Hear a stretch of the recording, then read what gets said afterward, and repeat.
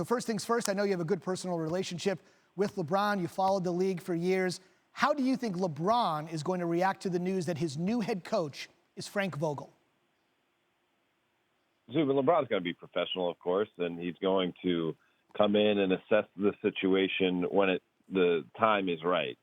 Let the dust settle, see what the entire coaching staff looks like, and go from there.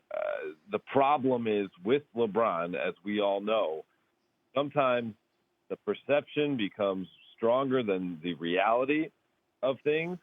And with the reputation that LeBron has already and the reputation that Jason Kidd has already, what happens if the cameras catch LeBron having a side conversation with his assistant coach, Jason Kidd, during a heated moment of the game? That's a normal occurrence. But guess what? Those are the type of things that begin as a little bit of kindling that can turn into a raging wildfire when people consider the coaching stability of Frank Vogel, even though he is technically the head coach in this situation. He is 304 and 291, just above 500 in his coaching career, 2 stops, Indiana and Orlando, where he was with the latter for a couple years, 8 years as a head coach in the league. We should mention he was knocked out of the playoffs by LeBron on 3 different occasions when, of course, LeBron was with the Heat and Vogel was with the Pacers, and now they'll be in tandem instead of on opposite sidelines. So that's the response from LeBron, being professional as he's always been throughout his career. I hesitate on this one because this group of people doesn't have to be professional. How do you think the fans are taking this? I mean, if you want to take a temperature, just check at McTen on Twitter and see the mentions I've gotten since Adrian Wojnarowski and Ohm Youngmisuk so adeptly were on top of this story today. I don't think the fans like it, and I think there's one more domino to fall. I mean, the fans' patience have been tested this offseason with Magic Johnson, with Luke Walton, with the Ty Lue, Monty Williams situation, and now with Frank Vogel, Jason Kidd. The ultimate step will be what happens July 1st. And if that doesn't go well, I mean, you're talking about a generation of basketball fans in Los Angeles potentially shifting over to the other team, to the Los Angeles Clippers, because everyone around the league thinks the Clippers are in line for a great summer. And the Clippers over the last 5-6 years clearly have had a better franchise direction than the Lakers have. And if there is not a course correction with using that max salary cap spot on a max talent type player, well, I'd have to think that this thing, we even haven't reached rock bottom quite yet. That seems hard to believe. A couple more with Dave McMenamin. July 1st, of course, Dave referencing the free agency period in the NBA where there are some huge names, as you know, available.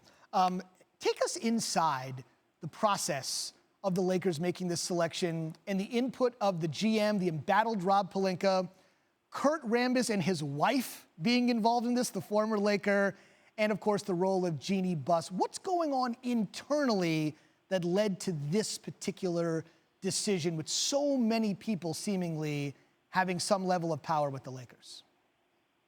Yeah, certainly you mentioned kind of the core 4 for the Lakers front office. The decision makers are Jeannie Buss, Rob Pelinka, Kurt, and Linda Rambis. I think there's a 5th here, though, in this particular situation that warrants being mentioned, and that's Phil Jackson. And when Phil Jackson was still running the Knicks and he needed to find a replacement for Derek Fisher, before he went with Jeff Hornacek, Frank Vogel was a name that was highly considered and was right on the edge of getting that job. And certainly it just gives you a little glimpse into the people that Jeannie Buss trusts.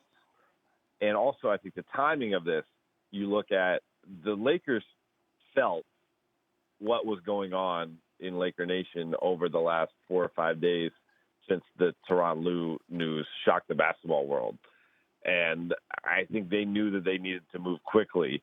And between the endorsement, I would believe, coming from Phil Jackson, because he felt so strongly about him in the position when he was running the Knicks, combined with those other 4 people who actually work for the team right now, knowing that they needed to act quickly, I think that is how you saw this thing come together on a Saturday afternoon. One thing we should note, though, the Jason Kidd piece, when Jason Kidd interviewed for the head coaching position a couple weeks ago, I was the first one to break that news.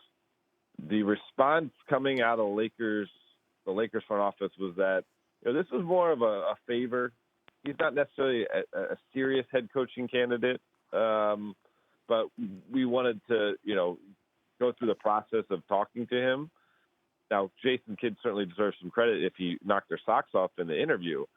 But again, just the hypocrisy or some of the less than organized nature that the Lakers front office has projected over the last several weeks, it's just an odd scenario that we land on this as the final decision of a Vogel Kidd presidency or ticket going into the 2019-2020 season. No question. Of course, Kidd has coached the Nets and the Bucks, and obviously, if you think back a few years, there is a little bit of a rub personally between Phil Jackson and LeBron James. They've been at ends as well. Fascinating dynamic. We'll continue to keep you up to date throughout the night on SportsCenter. That's our Dave McMenamin